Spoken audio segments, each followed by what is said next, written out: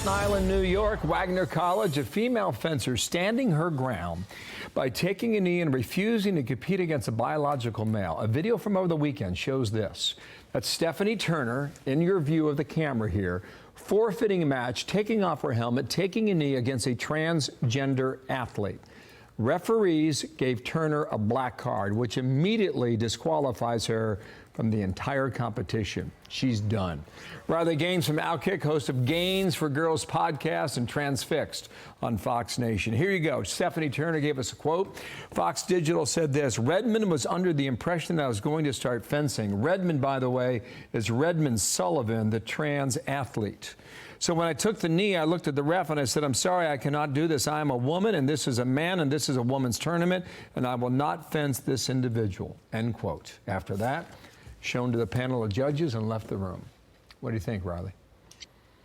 Isn't it amazing how simply this can be explained? The other side likes to say this is complex. It's a complex issue. Stephanie Turner, number one, she's a heroine in my eyes. She said it so simply. I cannot do this. I am a woman. This is a man. This is a woman's tournament. I will not fence this individual. Keep in mind, this was at a junior women's Olympic qualifying event. So it's a really big deal. These aren't scrubs. Again, these are like, it's the pinnacle of their sport at this point. So I commend her for taking this measure. It's not easy to do, ultimately deciding to boycott, which is what I've dubbed it, with emphasis on the word boy here. But it's the most effective way to say enough is enough. I won't even allow you. I won't give you the chance to discriminate against me on the basis of my sex. And as you said, Bill, this male athlete competes at Wagner College. The NCAA has continued to deceive the American people, and they've deceived President Trump in this. We saw this week as well, where Ithaca College allowed a male rower to compete on a women's team in a women's boat. They are repeatedly, the NCAA is repeatedly rewarding the replacement of women in order to champion men in women's sports, which is exactly why myself and about 19 other plaintiffs are suing the NCAA. Okay, all right. So listen, fencing doesn't get a lot of attention, but it does when this happens. And she made the decision the night before when she knew that she was in that particular bracket. Here's the fencing statement from the USA organization.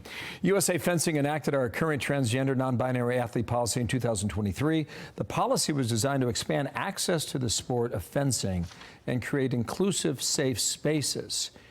Did that statement say anything about women, young ladies? No. No, of course not. When they use the word inclusion, what they really mean here is exclusion. And the people that they are excluding are women from the women's category, which is exactly what Title IX, it's why the women's sport, I mean, pretty broadly, it's why women's sports were created, to uphold and honor these opportunities for women to succeed, to achieve, to compete. And so when they use this word inclusion, what they really mean is exclusion, Bill. Well, there's a California lawmaker. This is going around in California, and I don't know where it's going to end up, but they're clearly on the side of going forward with this plan, at least at the state level. Riley, thanks for coming on, and maybe we'll get in touch with Stephanie and hear her out very soon. Thank you for your story today. I hope so. Yeah. Thanks, Bill. Thank you, Riley.